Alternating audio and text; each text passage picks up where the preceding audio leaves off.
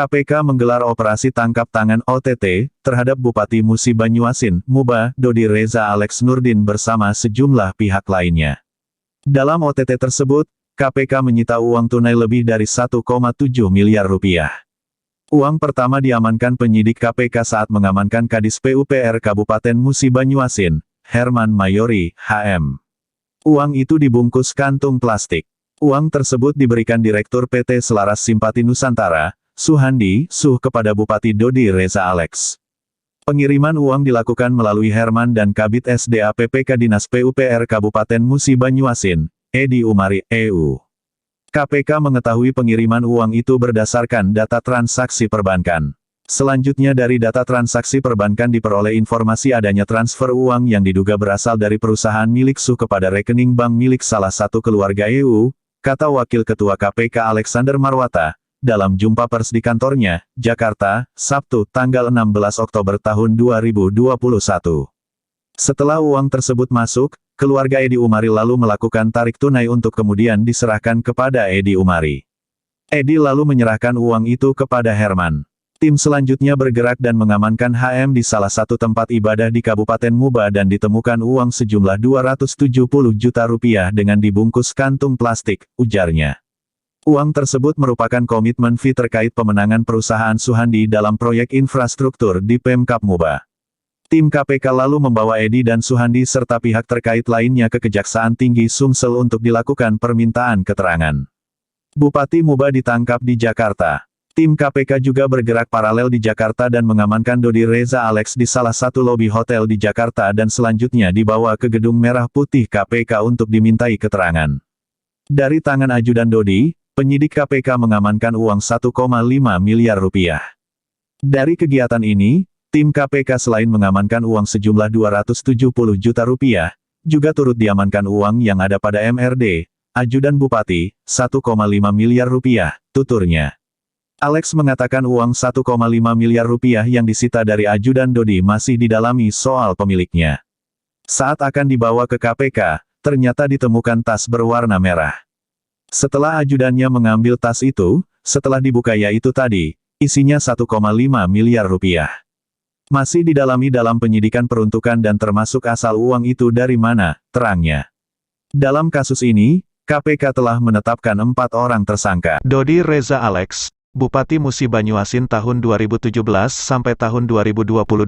Herman Mayori, Kepala Dinas PUPR Musi Banyuasin. Edi Umari, PPK Dinas PUPR Musi Banyuasin. Suhandi, Swasta Direktur PT Selaras Simpati Nusantara. 15 Oktober tahun 2021 sekitar pukul 11.30 setengah 12 siang, tim KPK telah mengamankan 6 orang di wilayah Musi Banyuasin, Sumatera Selatan, dan sekitar jam 8 malam, tim KPK juga mengamankan 2 orang di wilayah Jakarta, yaitu sebagai berikut. DRA, Bupati Musi Banyuasin, periode 2017-2022, HM, Kepala Dinas PUPR Kabupaten Musi Banyuasin, EU, Kepala Bidang SDA Sumber Daya Air, garis miring PPK, Pejabat Pembuat Komitmen Dinas PUPR Kabupaten Banyuasin, SUH, ini swasta, Direktur PT Selaras Simpati Nusantara, IF, Kepala Bidang Preservasi Jalan dan Jembatan Dinas PUPR Kabupaten Banyuasin, MRD, ini ajudan Bupati, BRZ, ini staf ahli Bupati, dan AF, Kabid Pembangunan Jalan dan Jembatan Dinas PUPR. Adapun kronologis kegiatan tangkap tangan adalah sebagai berikut. Pada hari Jumat, tanggal 15 Oktober tahun 2021, tim KPK menerima informasi akan adanya dugaan penerimaan sejumlah uang oleh penyelenggara negara yang disiapkan oleh SUH yang nantinya akan diberikan pada DRA melalui HM dan EU. Selanjutnya dari data transaksi perbankan diperoleh informasi adanya transfer uang yang diduga berasal dari perusahaan milik SUH kepada rekening bank milik salah satu keluarga EU. Setelah uang tersebut masuk di rekeningnya keluarga EU, lalu dilakukan penarikan secara tunai oleh keluarga EU tersebut untuk kemudian diserahkan kepada EU. EU lalu menyerahkan uang tersebut kepada HM untuk diberikan kepada DRA. Tim selanjutnya bergerak dan mengamankan HM di salah satu tempat ibadah di Kabupaten Muba, Musi Banyuasin, dan ditemukan uang sejumlah 270 juta rupiah yang dibungkus kantong plastik. Tim selanjutnya mengamankan EU dan SUH serta pihak terkait lainnya dan dibawa ke Kejaksaan Tinggi Sumatera Selatan untuk dilakukan permintaan keterangan. Di lokasi yang berbeda di wilayah Jakarta, tim kemudian juga mengamankan DRA di salah satu lobi hotel di Jakarta yang selanjutnya DRA dibawa ke Gedung Merah Putih KPK untuk dimintai keterangan. Dari kegiatan ini, tim KPK selain mengamankan uang sejumlah 270 juta rupiah, juga turut diamankan uang yang ada pada MRD, yaitu Ajudan Bupati, sejumlah uang sebesar 1,5 miliar rupiah. Setelah dilakukan pengumpulan berbagai bahan keterangan terkait dengan dugaan tindak pidana korupsi dimaksud, KPK melakukan penyelidikan yang kemudian ditemukan adanya bukti permulaan yang cukup. Sehingga KPK meningkatkan status perkara ini ke tahap penyidikan dengan mengumumkan 4 tersangka sebagai berikut. DRA, Bupati Musi Banyuasin, periode 2017 sampai dengan 2022. HM, Kepala Dinas PUPR Kabupaten Musi Banyuasin. EU, Kepala Bidang SDA, _PPK Dinas PUPR Kabupaten Musi Banyuasin. Dan SUH, swasta, yaitu Direktur PT Selaras Simpati Nusantara. Adapun konstruksi perkara diduga telah terjadi sebagai berikut. Pemerintah Kabupaten Musi Banyuasin tahun 2021 akan melaksanakan beberapa kegiatan proyek yang dananya bersumber dari APBD, APBDP tahun anggaran 2021 dan bantuan keuangan provinsi. Di antaranya pada Dinas PUPR Kabupaten Muba Musi Banyuasin. Untuk melaksanakan berbagai proyek dimaksud diduga telah ada arahan dari dan perintah dari DRA kepada HM, EU, dan beberapa pejabat lain di Dinas PUPR Kabupaten Musi Banyuasin agar dalam proses pelaksanaan lelangnya direkayasa sedemikian rupa.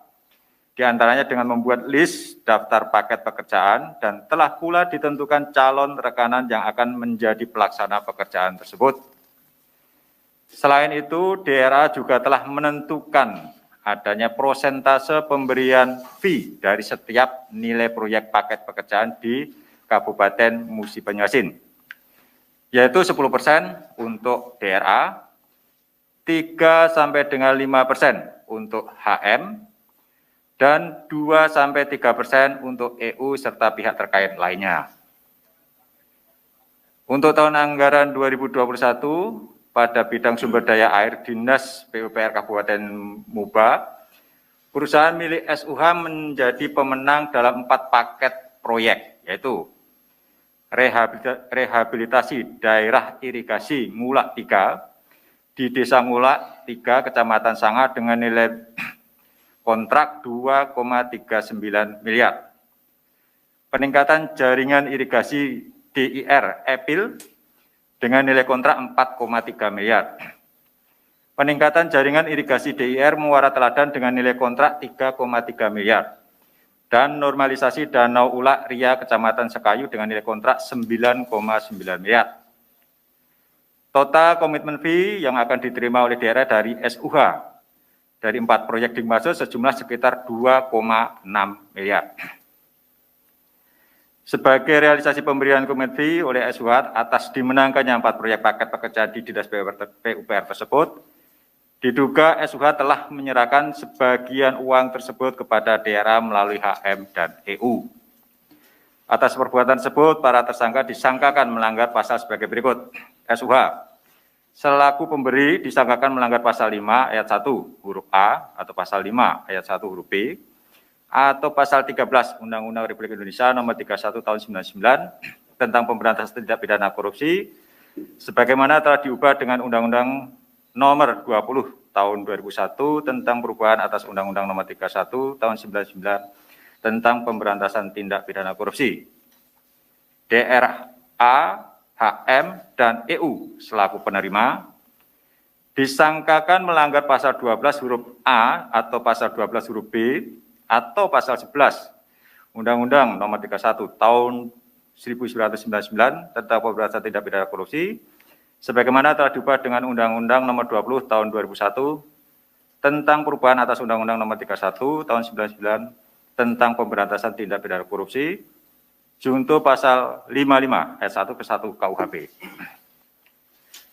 Untuk keperluan proses penyidikan, tim penyidik melakukan upaya paksa penahanan kepada para tersangka untuk 20 hari pertama. Terhitung mulai hari ini tanggal 16 Oktober tahun 2021 sampai dengan 4 November 2021 di rutan KPK sebagai berikut. DRA ditahan di rutan KPK Kapling C1. HM ditahan di rutan KPK pada Pomdam Jaya Guntur. EU ditahan di rutan KPK Gedung Merah Putih, dan SUH ditahan di rutan KPK Gedung Merah Putih. Untuk tetap menjaga dan menghindari penyebaran COVID-19 di lingkungan rutan KPK, para tersangka akan dilakukan isolasi mandiri selama 14 hari di rutan masing-masing. KPK berterima kasih atas dukungan masyarakat, pihak kepolisian, daerah, dan Kejaksaan Tinggi Sumatera Selatan yang turut membantu kelancaran kegiatan tangkap tangan ini. Untuk kesekian kalinya, teman-teman, suap terkait dengan pengadaan barang dan jasa kembali terjadi. Ini sudah berulang kali kami mengingatkan kepada kepala daerah dan juga kepada pengusaha-pengusaha di daerah dalam pelaksanaan proyek agar tidak terjadi atau menghindari suap dalam pelaksanaan proyek tersebut. Ya. Ada dugaan kenapa ada pengaturan seperti itu dan ada suap. Ini HPS-nya biasanya kalau dari perencanaannya sudah direncanakan nanti siapa pemenangnya, itu HPS-nya biasanya ditinggikan. Ya. Sehingga sudah memperhitungkan fee tertentu yang nanti akan diberikan kepada pejabat di daerah, selain untuk keuntungan perusahaan. Tadi kita baca, ada sekitar 15% fee, ya, itu minimum yang diterima oleh para pejabat di Musi Banyuasin. Ya. Kalau ditambah keuntungan perusahaan sekitar 15%, kemudian dikurangi PPN 10%, artinya apa?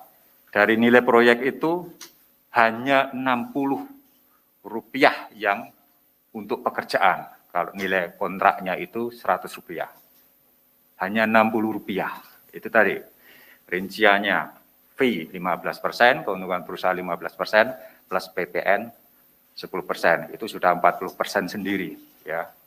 Nah, ini tentu berdampak besar terhadap kualitas pembangunan dari infrastruktur sendiri. Pasti itu. Ya, makanya dalam kesempatan ini sekali lagi kami KPK berharap tidak ada lagi kegiatan suap menyuap dalam pelaksanaan kegiatan pengadaan barang dan jasa, utamanya pembangunan infrastruktur, agar pembangunan infrastruktur itu dapat berjalan dengan baik, berkualitas baik, yang tentu saja itu hasilnya pasti akan dinikmati oleh masyarakat.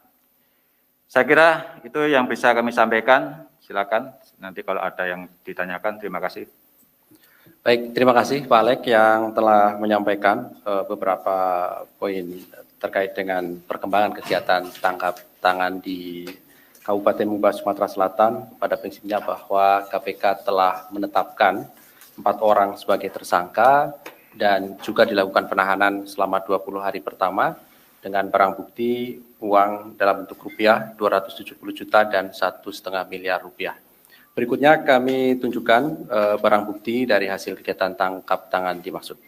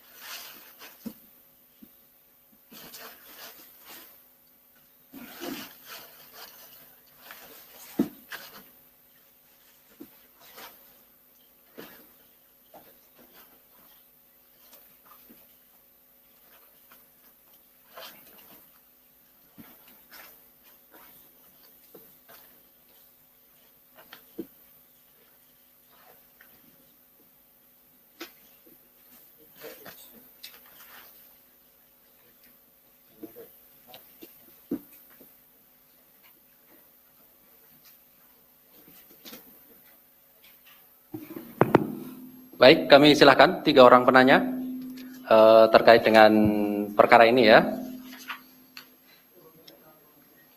Silakan.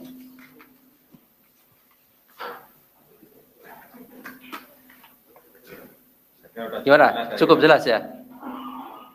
Oke, di belakang 1. Ada lagi? Baik, 1 dulu mungkin ya. Silakan.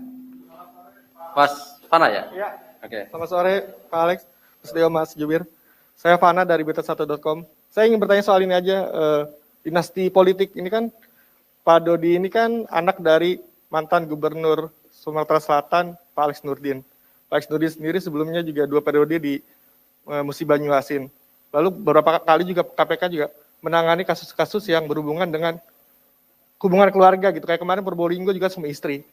Nah, pertanyaan saya adalah, apakah memang dinasti politik itu menjadi ruang untuk terjadinya korupsi gitu? Karena mungkin ayahnya pernah menjabat di sana, lalu dia tahu celah, lalu memberitahukan kepada anaknya seperti itu, atau bagaimana? Nah, itu yang pertama. Yang kedua, ini kan bentar lagi 2024. Apakah KPK juga akan mendorong agar KPU, misalkan penyelenggaraan pemilu, untuk membatasi agar tidak ada lagi dinasti politik gitu? Terima kasih. Baik, Mas Fana, ada lagi? Oke, sebelah kiri ada? 1 dulu ya. Oke, 2. Silakan. Apakah KPK sudah mendalami tentang peruntukan uang yang diminta oleh Pak Bupati ini? Terbilang kan kalau sekarang Pak Bupati kan berasal dari partai yang berlambang kuning itu kan, dan partai itu lagi mengumpulkan dana untuk Pilpres 2020. Apakah mungkin dana ini dikumpulkan oleh Pak Bupati untuk penggalangan dana partai tersebut gitu, Mas? Terima kasih, Mas Chandra ya. Terakhir saya beri kesempatan 1 orang.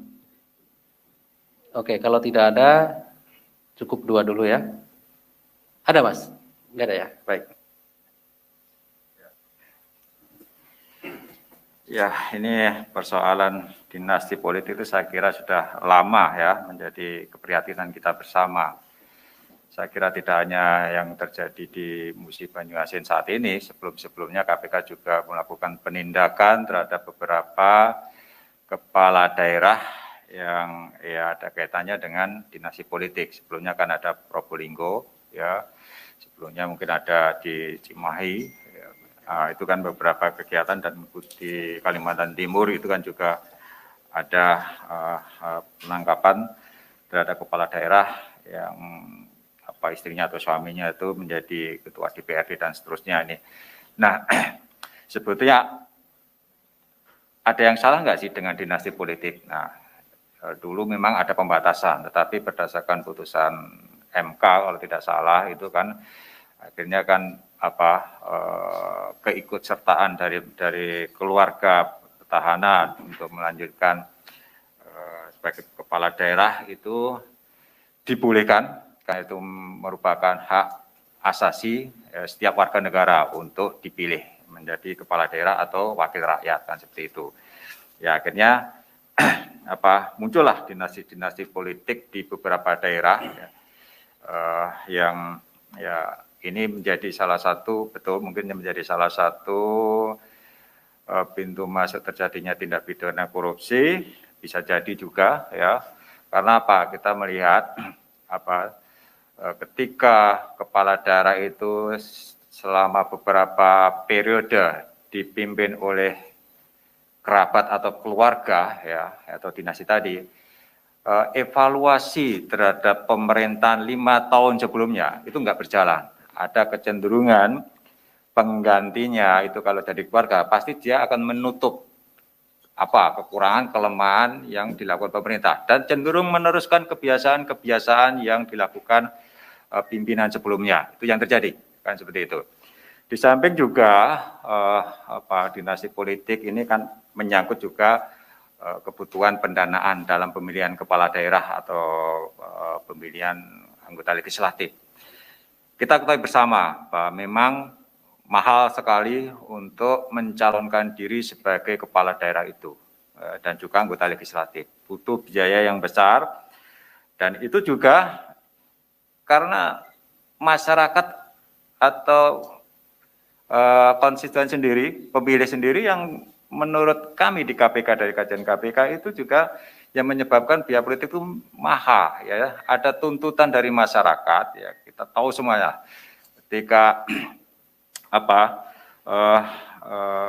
ikut dalam suatu kampanye atau diundang untuk mendengar program, ada sesuatu yang diberikan atau yang dituntut oleh rakyat itu. Dan kita tahu juga ketika menjelang pemilihan atau hari pencoblosan, itu ada pemberian atau istilah umumnya itu serangan fajar, pemberian uang kepada rakyat masyarakat. Itu yang menyebabkan biaya politik menjadi sangat mahal. Belum lagi juga adanya tuntutan atau permintaan yang kita kenal dengan istilahnya itu uang mahar untuk mencari kendaraan politik di parpol-parpol itu. Nah, itu sesuatu yang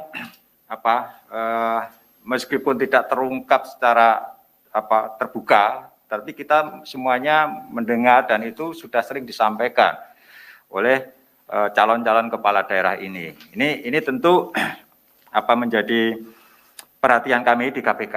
Ya. Kami sudah melakukan kajian sebetulnya bersama LIPI, ya, agar ada alokasi dana yang cukup dari APBN kepada parpol. Yang tujuannya apa? Supaya partai politik itu dikelola dengan profesional, dikelola dengan benar, kaderisasinya juga benar, ya. Kemudian juga terkait dengan pendanaannya. Selain itu harapannya apa? Ketika ada cukup dana APBN atau APBD masuk ke dalam partai politik, pengawas pemerintah itu bisa masuk untuk melakukan evaluasi terhadap penggunaan dana di dalam partai politik itu, termasuk juga terkait dengan bagaimana mekanisme pengelolaan atau manajemen di dalam partai politik itu. Kita ingin partai politik itu dikelola dengan profesional, yang kita tahu bahwa itu juga menjadi sokok guru dalam negara demokrasi, partai politik itu. Kita nggak bisa menafikan peran penting dari partai politik itu, karena kita sudah sepakat, kita menganut sistem demokrasi, kan seperti itu. Ya, keberadaannya diwakili oleh partai politik. Tapi sejauh ini pendanaan partai politik itu dari APBN atau APBD itu masih sangat minim, ya, sehingga mau nggak mau ketika partai politik mencalonkan kadernya atau orang lain bahkan, ya, itu mereka diminta untuk mengeluarkan biaya sendiri dan itu tidak murah. Ya. Mendagri, dari survei Mendagri itu paling tidak 30 miliar yang dikeluarkan oleh calon kepala daerah setingkat bupati atau wali kota. Kalau ingin menang, bahkan itu dia harus menyediakan sampai dengan 60 sampai 75 miliar. Di beberapa daerah itu ada yang di atas 100 miliar. Tidak cukup penghasilan seorang kepala daerah selama 5 tahun untuk menggantikan biaya yang dia keluarkan. Nah, kalau itu berasal dari sponsor, ya nanti imbalannya apa? Ya bagi-bagi proyek, ya. Bagi-bagi proyek sejak perencanaan di dalam proses perencanaan APBD itu. Nanti sudah ditentukan proyek ini nanti siapa yang akan mengerjakan. Nah, yang terjadi seperti itu di Musi Banyuasin dan juga di daerah lain nyaris hampir sama terkait proses PBJ itu kebanyakan proses lelangnya hanya formalitas, ya. Itu juga rata-rata harga perkiraan sendiri itu juga sudah di markup, ditinggikan, ya. Ini tentu kami berharap, ya, PUPR, Kementerian PUPR itu bisa menjadi instansi pembina. Ini kan persoalannya kan tidak ada hubungan antara Kementerian PUPR dengan dinas PUPR di daerah, itu kan. Bisa jadi hanya beda kabupaten yang berbatasan sungai, ya. Untuk pembangunan jalan dengan kualitas yang sama, anggarannya bisa beda, ya kan? HPS-nya beda. Siapa yang menentukan standar HPS itu? Itu yang harus kita pikirkan itu. Harus ada bahwa kualitas jalan itu harus ada yang menilai, HPS-nya juga harus ada yang menilai, yang menentukan. Supaya apa? Tidak ada disparitas HPS antar daerah, antar wilayah itu, ya.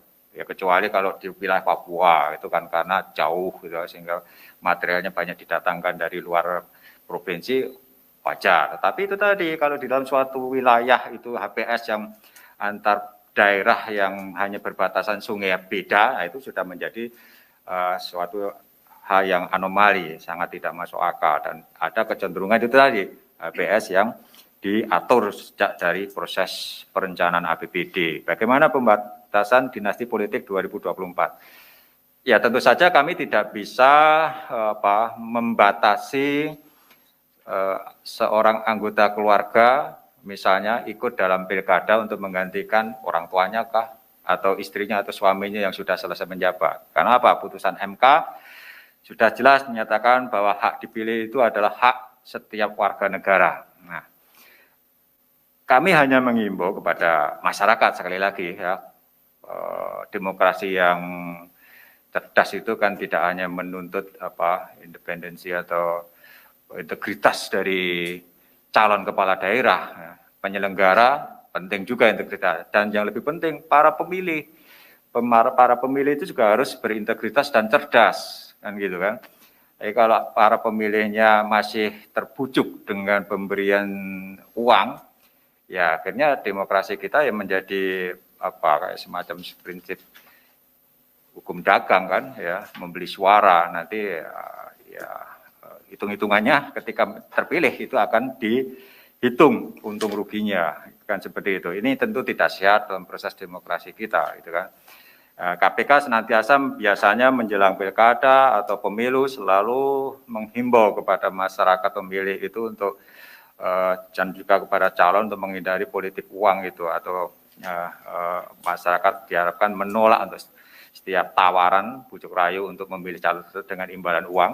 Sebaliknya dari para calon juga kita berharap tidak menjanjikan atau memberikan sesuatu kepada masyarakat sebagai pemilih, sehingga pilkada, pileg itu diharapkan dapat berjalan dengan transparan dan pemilu dapat terselenggara dengan integritas yang baik, kan seperti itu.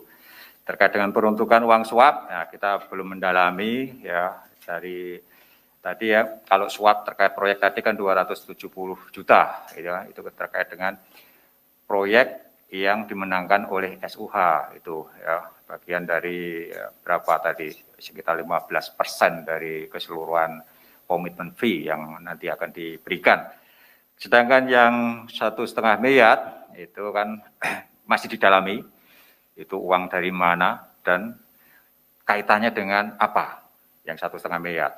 Pada yang uang yang 1,5 miliar itu kita amankan ketika melalui ajudan dari Bupati Mubah ya, yang bersangkutan ada di Jakarta, dan ketika kita lihat di kendaraan yang dibawa untuk ke KPK itu ternyata ditemukan tas warna merah tadi, dan ketika kita minta ajudannya untuk mengambil tas itu, setelah dibuka yaitu tadi isinya 1,5 miliar, itu masih didalami ya peruntukan termasuk asal uang 1,5 miliar itu dari mana, itu nanti akan didalami dalam proses penyidikan.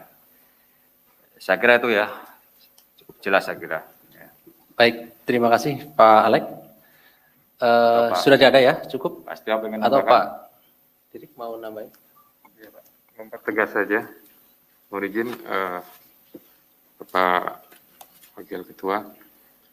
Jadi saya tambahkan terkait masalah uang ya, yang 1,5 ini, sebagaimana tadi penjelasan beliau sudah dua kali beliau menjelaskan bahwa uang itu diamankan dari ajudan Bupati.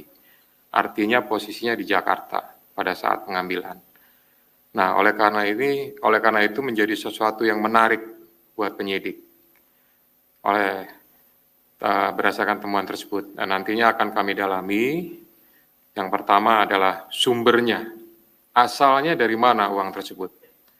Kemudian yang kedua adalah maksud dan tujuan uang itu dibawa, ya. Kemudian untuk apa, keperluannya atau kepentingannya. Nah, dari situ nanti mudah-mudahan kita bisa mendapatkan bukti, ya. Jadi beberapa yang tadi saya sampaikan. Itu aja. Terima kasih.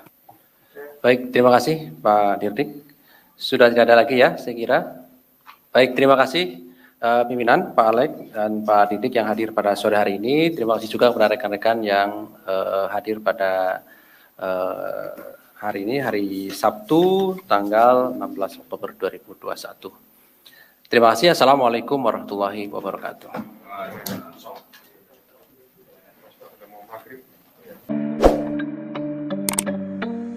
Komisi Pemberantasan Korupsi, KPK, hadir di Kabupaten Musi Banyuasin.